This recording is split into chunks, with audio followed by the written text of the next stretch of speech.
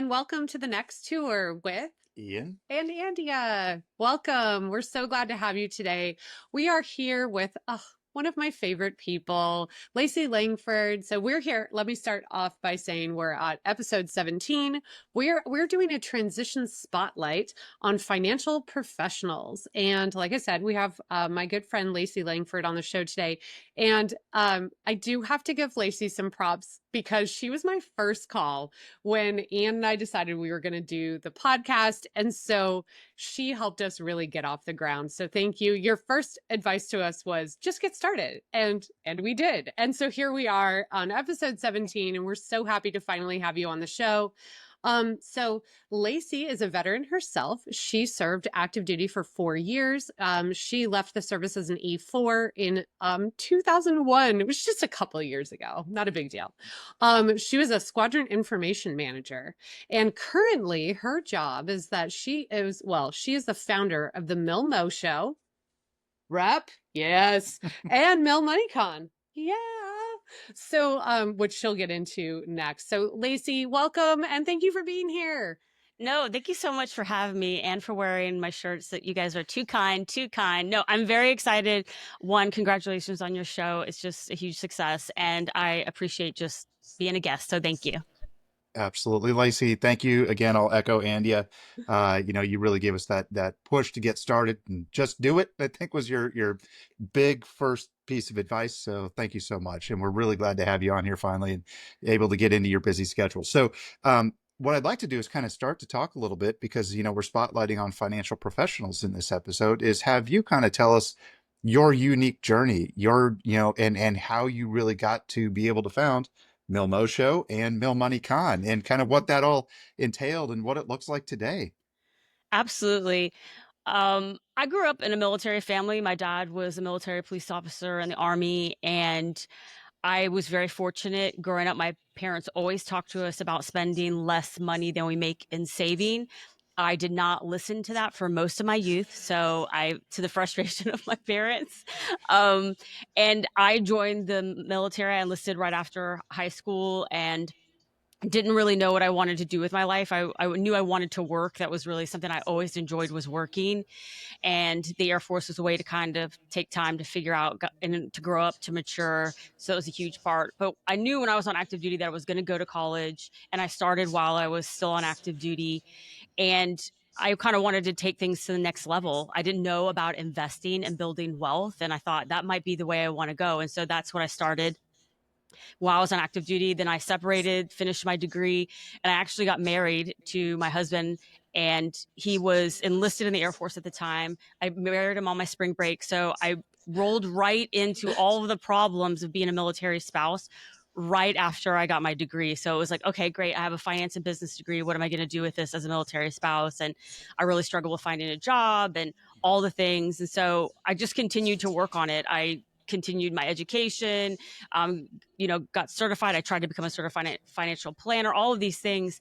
And I ended up just volunteering so much that I had a CAT card. I kept preschool hours. I volunteered 3 hours, 3 times a week when my boys were in preschool, and I kept a schedule. And I loved doing that, and it was wonderful. But one day I just got really pissed off, and I was like, you know what? I want to have control over my career, my earning ability. And so I was like, you know what? I'm going to start my own business. I'm going to start my own coaching business. And then that's where just really it started. The trajectory changed there. It was like, okay, well, I got to start a website so people can find me. I got to put stuff on there so people know that I'm competent, and so they can start to get to know me. And I was like, I got to get connected to this community. So I just started growing things and trying to figure it out. Surprisingly, even though I had a business degree, I knew nothing about business. Surprise. And so a lot of those things are me just figuring out, like, how do I get paying clients? How do I, get myself out there, market? Anyway, so it evolved, and then I started a podcast, and I was like, I got to figure out how to market this and get it out there. But truly, I just really wanted to help people with personal finance. And it's evolved. At one point, I came to the conclusion I didn't like charging the military community to help them with money. And so then it was like, okay, well, I got to, find somebody else to help me pay this bill. So that way I can still have control over my earning ability and help the people I want to help, but not charge them to do it, which is, if you're not charging, that's not a really good business model. So I had to figure it out. Really hard to make money that way. Yes. So then, and then it evolved from there, like seeing things again, a problem. I just got really pissed off one day about like our community not coming together as financial professionals and helping each other and sharing information, supporting each other, also connecting with companies that can work around military life, that can hire during those preschool hours. I wasn't able to work full-time or part-time. It was also very difficult during deployments, the years that my husband was gone. Anyway, and then that led me to start MilMoneyCon because I didn't want anybody else to struggle with those things the same way that I had, and for it to take that long to build it all. Oh, that's awesome. And what an inspiration, and I'll just say that I think you really embody that little bit of advice that you got us. Just go for it and just lean into the career. And, as you left high school, right into the military, lean into your education, lean into family, leaning into helping others, leaning into just, taking the bull by the horns. That's really impressive. And we're just so glad to know you and watch you continue to, push this path forward for those that really need this financial help. So really appreciate that, Lacey. Thanks for that quick overview of your journey. Pretty impressive, to say the least. No, well, thank you. And I would like to say that, and the same thing with you guys building this podcast, it's not easy. So just saying, like, just do it, just get out there. I want to be clear, like, all of it's very, scary and self-doubt. Am I good enough to be doing this? But I always lead with, if I could help one person, like, then it's worth it. Like if one person shows up to my conference, they are going to get so much attention and information. Like, I'm really going to deliver value to that one person. Same thing with my podcast. It's like, if one person listens to it and gets value out of it, then it's a win. So just trying to keep my eye on my purpose and what's driving me to do this, because the other stuff does get stressful. I won't lie. So putting yourself out there is hard. Yeah, couldn't agree with you more on all of that. Yeah, absolutely. And I think it's so important that, you saw these problems out in the community and you were like, how can I fix them? But you have a phrase, which is rising tides lifts all ships. And I think that you say that, throughout MilMoneyCon. And I think it's such an important part, like as long as we're all working together, like this is what we should be doing, right? We should be all lifting each other up. And I think it's impressive that is just like a theme that's always run through everything you do. So kudos to you for that. I do want to ask you, so next question here. So as a financial professional, as a veteran, what are the 3 biggest pieces of advice that you would give to a transitioning service member that's maybe interested in becoming a financial professional? Like obviously there's a lot of different paths there, but what would your maybe top 3 pieces of advice would be? We've kind of already talked about it, but one is just, you got to start doing it.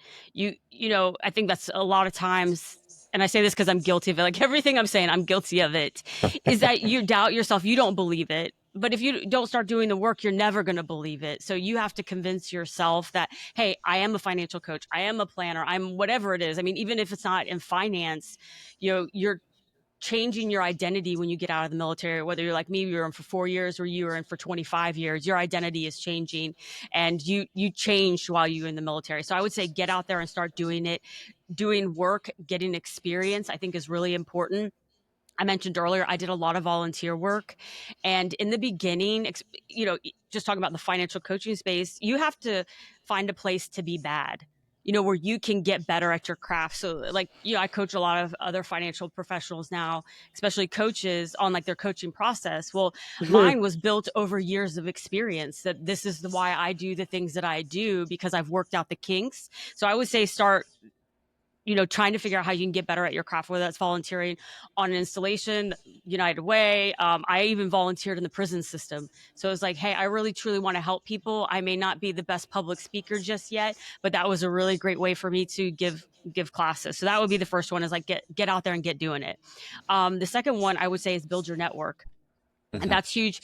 That's the reason I built MilMoneyCon, because I want people to have a network that they could just walk in and I'm very big about, it shouldn't be so difficult for people getting out of the military or military spouses to start. Like, we should be the foothold to help them up and over the wall, whatever that community is. Like, I'm just trying to move the needle in the financial space. But I think, finding a mentor, finding peers that you can talk with, that you are growing with. I always say, get like in your class. So like, the people that attended the first year of MilMoneyCon, they're growing up together. The second year, they're growing up together. And so finding people that are kind of in the same year group as you, like just starting out, that you can kind of grow with, is huge.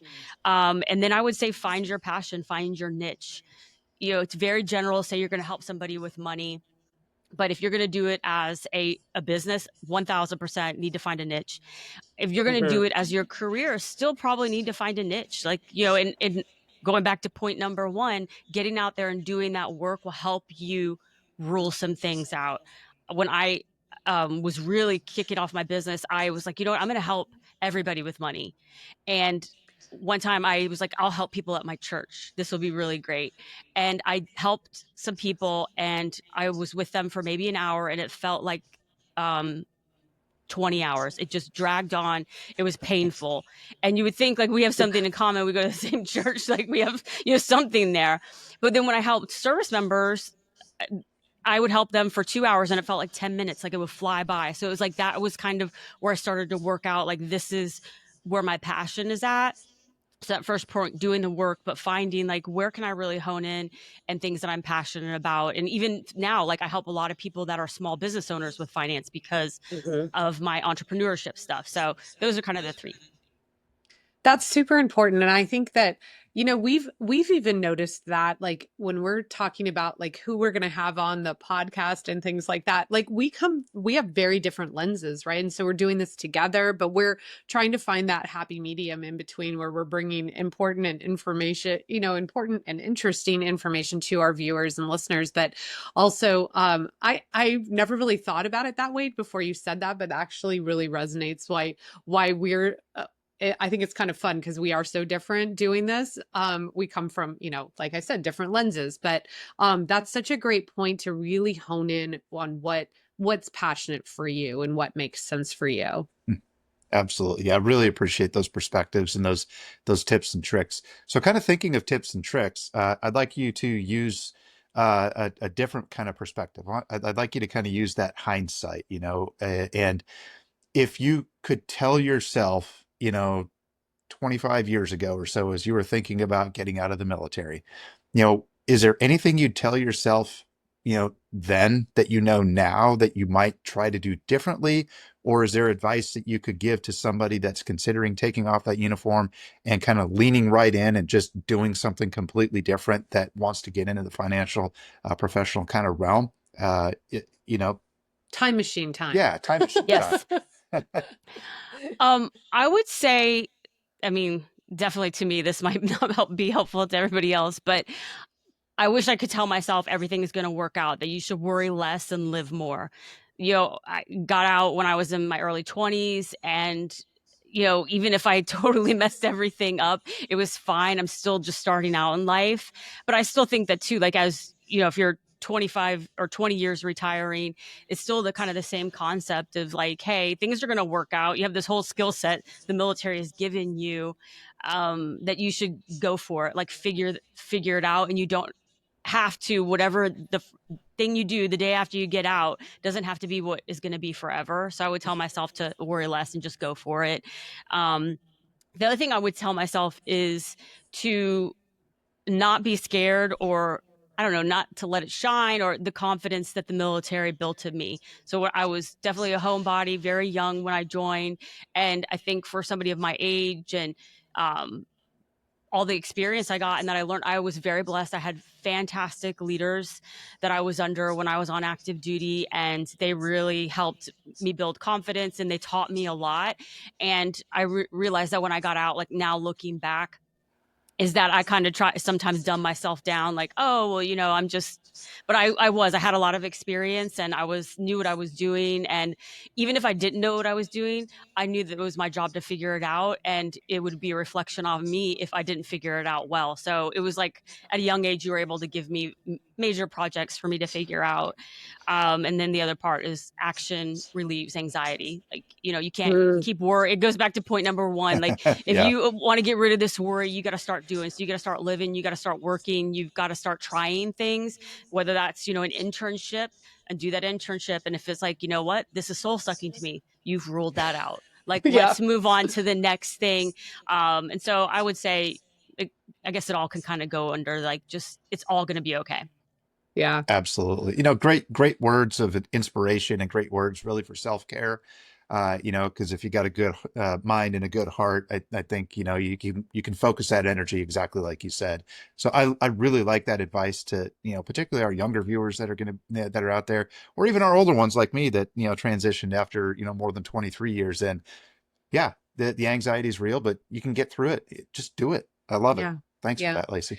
I think so obviously we're going to share, how to get in touch with you, how to listen to the MILMO Show, which is fantastic. Which is a fantastic podcast, which I've actually been a guest on a couple times, which is fun. It's been a while though. And you've always been a big supporter. So I'd like to just shout out like that you have always been a big supporter of me and the work I'm doing on the show. So thank you, Andia. Well, it's amazing. So it's easy to be a big fan of yours. But I do, because we are spotlighting here financial professionals, I do want you to take a moment to let people know. And I know we just had MilMoneyCon, so this isn't going to be until next spring, late spring, next year, definitely after tax season. But if you are interested in, there's a financial professional out there that's interested in MilMoneyCon, like what will they get out of that? Why should they be tracking this conference? Why should they be thinking about going and engaging with this community? Well, my intention is for it to be very valuable to anybody that comes. And, first of it is, the connections, like us all talking and meeting people. So able to find somebody that's in your year group, but also somebody that is way ahead of you that can teach you all the lessons they've learned, maybe passing the torch on to a younger generation of financial professionals, especially financial professionals that have lived your life, whether that's they retired after 20 years, they served and have started this other career. And then also opportunities. So whether that is joining, a mastermind with somebody, whether that is getting a job opportunity, getting an internship. I have a strong focus on really helping people make money as a financial professional, because if you don't, then you're going to leave the career field. And to me, that is the most upsetting thing, is because for most people, this is a second career. It's like, no, we don't want to do this a third time. Like, we want you to stay. So I just don't want anybody wasting more time. And so connecting them with opportunities, and then also resources, information, whether that's the latest in technology and AI for financial planning and financial coaching, or what the Department of Defense is doing or the Veterans Administration is doing to help the military and the veteran space with money. So it's really us all coming together and creating possibilities for each other. Absolutely. And that's what I feel like I get out of it too. So I have been there since the beginning, and it's been amazing to see it grow and develop. And I've made so many connections, and I learned so much. I've been in this field for 15 years, but yet every time I go and I'm listening to other experts, I learned so much in the career field. So with that, is there anything else we didn't cover today that you'd like our guests to know, or our audience to know? I mean, they are guests here, but no, I mean, if you want, I have the MILMO Show, milmo.co is my website. There's a lot of information on there. And I've announced it on my show, and it's something that was hoping to pull off for 2025, but will be more in 2026, is to do MILMO Meet. So I will be doing an in-person meeting for people that are just really passionate about improving their financial life and in entrepreneurship, because the MILMO Show is all about make, save, and invest money wisely. So trying to encompass all those things in an in-person event. Awesome. For Very sure. cool. Yeah. Definitely. So I will just throw one other plug in on MilMoneyCon. So as an outsider, not a financial professional, but certainly have one in the house, I would say that is the one conference, I think, more than any other annually, that Andia really is so excited about. because she calls it, her week to be with her people. And the interesting aspect that I've learned in her time in the financial professional space is there's just so many aspects of it. So for anybody out there listening, financial professional may, you may think of like, oh, I'm going to go work in a bank or a credit union, or I'm going to go, sell, stock portfolios and manage funds and stuff like that. That is just such a small piece of it. There are so many other aspects of financial professionals out there. If you have any inkling and you like dealing with that kind of stuff and helping other people, definitely check it out.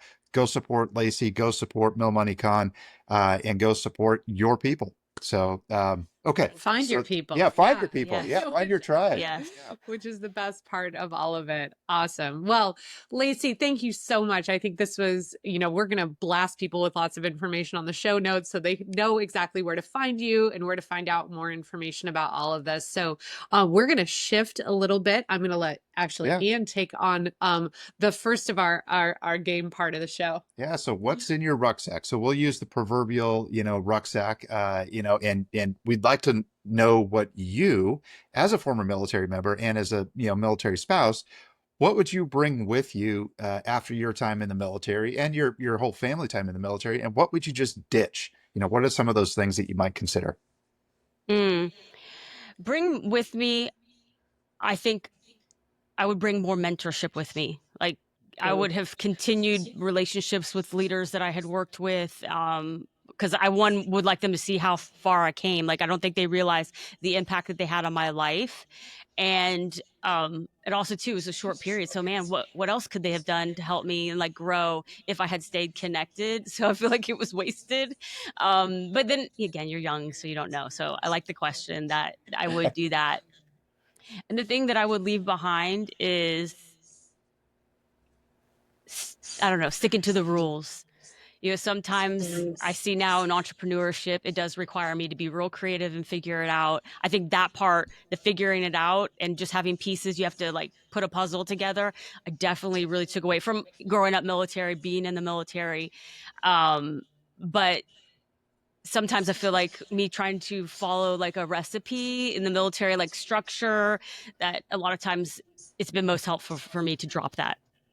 Interesting. Yeah, I love those answers. And I'll just kind of pile on real quick. You said earlier, doing, the MILMO show, and it's worthwhile if it's worth it to one person. And I think that speaks to the mentorship piece.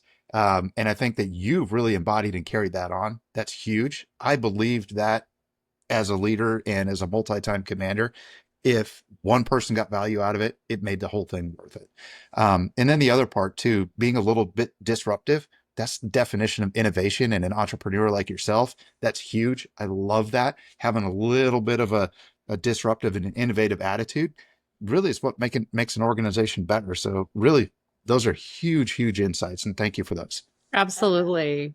Yeah. Thank And you. I think it's funny. You've mentioned it a couple of times, just like figuring things out. And it just reminds me of when we had Melissa Como on the show and she used the term figure outable. Everything is figure outable. And that's just going to be like, I think my term for the year. But I think it is so important that you're just out there and you're trying to figure out how things work and not to be scared. And I just want to put an exclamation point on it. You said, that action is sort of the antidote to anxiety. And I think that's such an important topic, and a way to sort of look at life. So I love that. It really is, because there's so many, like there are negative things. Like it's not like easy. Like, some people are used to it being a certain way and don't like change. They don't like disruptors. And people got feedback on a lot of things, so it's hard. But like if you can stay focused on what you're trying to do, again, that one person, and letting all that other stuff go away, like that's where it's at. Like you're trying to improve the financial life. Like in my case, I'm trying to improve the financial life or help somebody build a business. Like that's the goal. Like there's all of these other things that could be roadblocks to getting to the other side of that, and figuring out how to get past the roadblocks. And some of that is mental, like figuring out how to get over somebody saying something horrible about you when you know that's not who you are. Saying somebody, is like, you shouldn't be doing this, or this isn't good enough, or not having the money or the resources to, like, I always say, like, MilMoneyCon, like, man, I could really knock this sucker out of the park if I had a bigger budget. But it's like, I have to figure out with my budget how to put on an awesome conference that provides value to people. And so it really is like, if you have your goal, like, you just got to keep your eye on it and figure out the rest.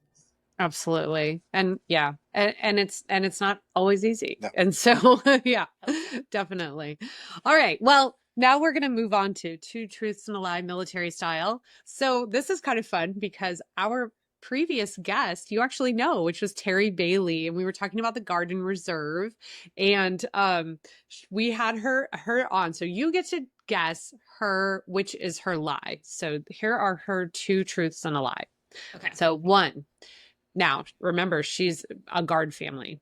That they lived in 2 military housing units. 2, she and her husband have been married 25 years, and he has missed 20 of their 25 anniversaries. Okay. And number 3, they moved more times for his job than for hers. So which is the lie?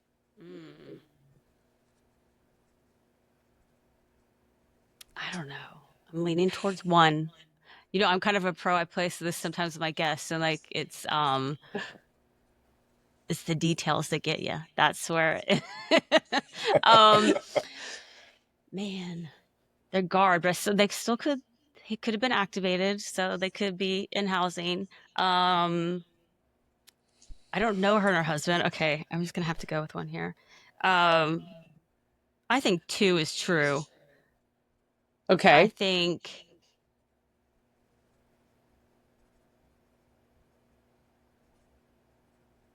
I think one's the lie.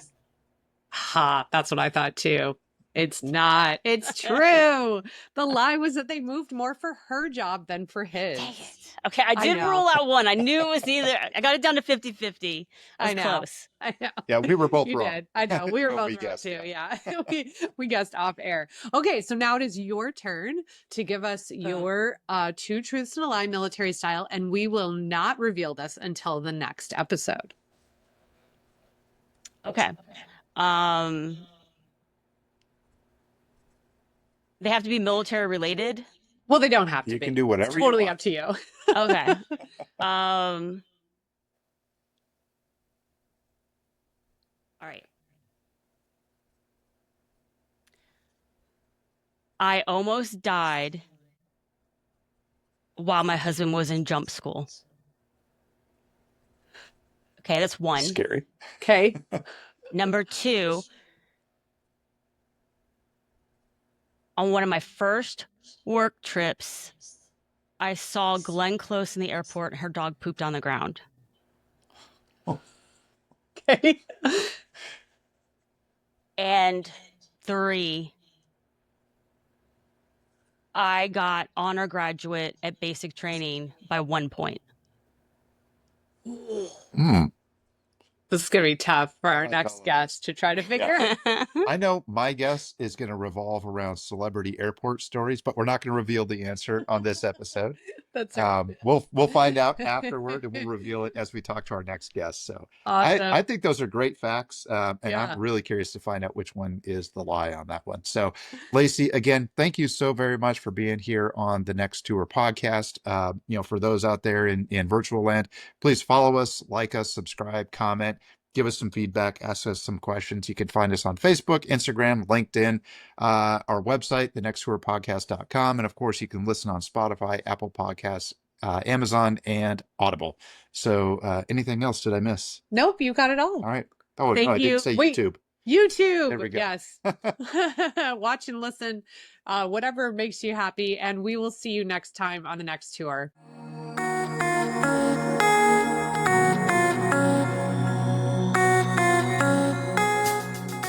The views, opinions, and advice expressed by our guest on the next tour are their own and do not necessarily reflect the official policy or position of the podcast, Andia, or any affiliated organizations. While we strive to provide helpful and accurate information, this podcast is for informational purposes only. We encourage listeners to consult with professionals or conduct their own research before making any significant decisions related to military transition or post-service life. The content is intended as guidance and personal perspective, not as official advice.